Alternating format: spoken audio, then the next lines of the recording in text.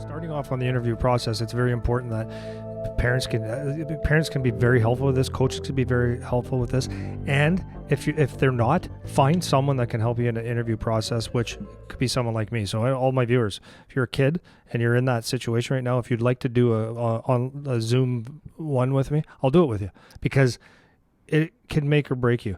So one of the things I always tell Charlie is, like, and I tell all the kids, you choose to be a hockey player, you can get judged no matter where you go. So if you like to wear hat sideways and look like you just came out of the fart sack, then that's one thing. That's how people are going to judge you. So in the interview process, even though most of them are being done by Zoom right now, which is economical and makes sense, I said this to Charlie, it might not even. First of all, we worked on some questions.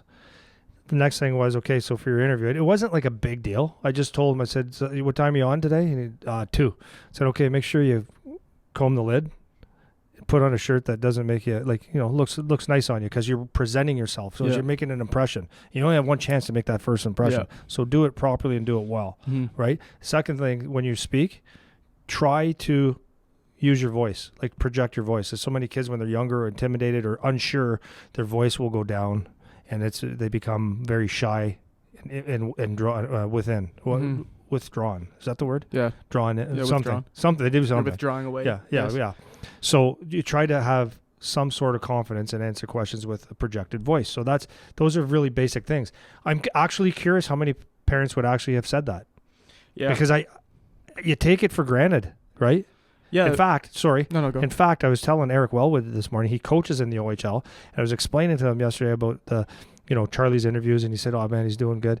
And then I explained about this other boy that we did the interview process with yesterday, and he goes, Andy, I swear to you, I never even thought of working on that skill.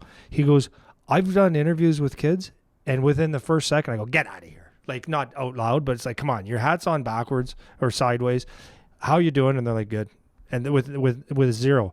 They're not, like, what you have to understand about the interview process, or when you're meeting someone like that, it's like going on your first date, right? If you go on a first date and if you take out a girl on a first date and she's eating chicken wings and she's got frickin' chicken sauce all over her face and licking her fingers like this, guess what? Probably the last date, right? Did you not learn any manners? You're not calling back. You're not calling back unless you're into that. Chicken wing girl. But right, so most women or most people, when they take their first date and they go out, they probably dress properly, they make that first good impression, and if they have something to eat, it's probably not something when they're licking ribs off of their fingers and they got sauce all over the place and 27 napkins and shrapnel everywhere.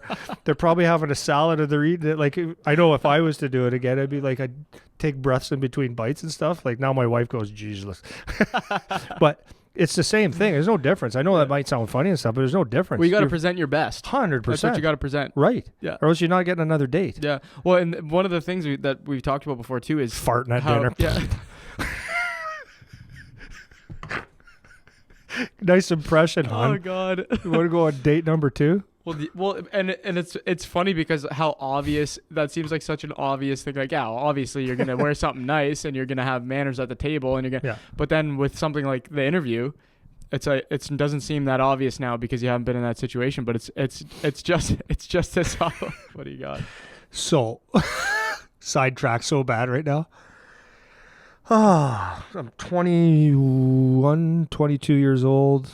Guy I played hockey with goes, because I hadn't dated in a while, like I was just like a mess. And he goes, I got a blind date for you. I go, come on. How big is she? And he goes, no. I said, come on. He goes, no. So him and his girlfriend and I met this girl for a date. She comes in, she got some pretty big cankles, and I'm like, come on, man. Like, I don't know, whatever. It's just, it wasn't my type. So anyways, speaking of first impressions, everything she ordered had cheese on it. Yeah.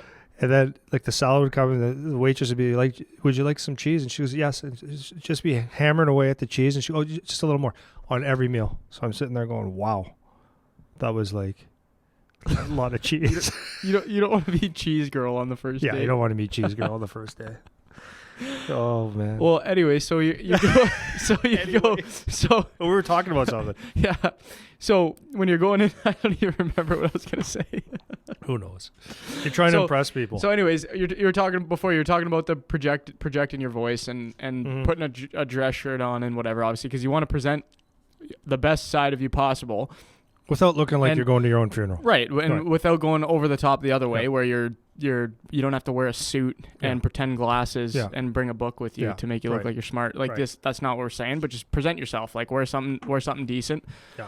And one thing to keep in mind when you're talking about kind of being shy and the projecting your voice kind of thing, one thing that it's good to keep in mind, and I've heard you say this to the one kid you were helping the other day, is they asked to interview you.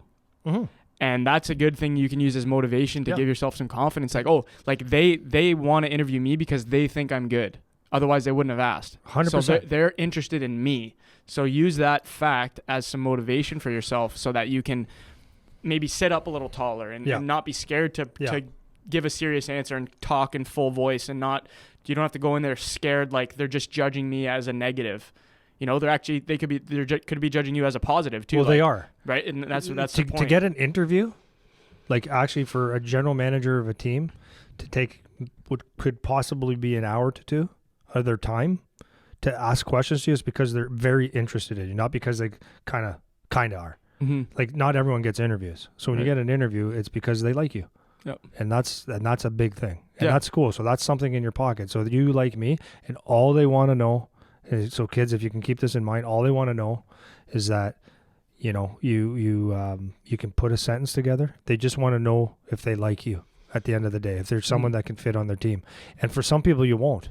Yep. Right? It's some people it's just not the right fit, but at least they know. But they do like you, so that's step number one. Well, and it just increases your chances, right? Like if you can have these, maybe you end up not being the right fit, even though you had a good interview and you had a good conversation and whatever. And maybe you're just not the right fit, and that could happen. But your chances are higher if you can have a decent conversation. Yeah. It's just like a job interview. It's the exact same thing. If you make a connection with the person talking to you in some way, your chances are just higher. That's just the way that it is. Yeah. And you know, we've said this before too, like people saying like, oh, you shouldn't care what people think and whatever. And it's like, actually you should. You actually should care what they think, because they're the ones that are going to give you the opportunity.